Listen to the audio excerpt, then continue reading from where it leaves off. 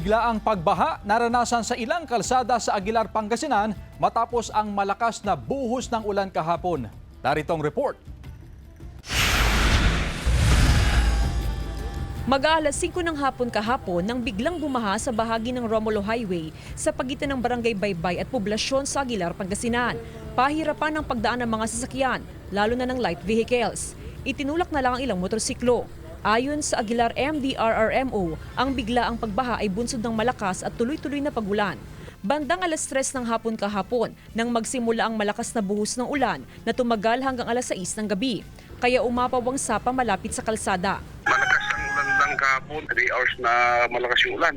Ayon sa Pag-asa, simula nung nakaraang mga araw ay nararanasan ang above normal na pag-uulan dulot ng shear line. Kung saan po yung makapal na clouds na totok doon sa area, doon po yung malalakas.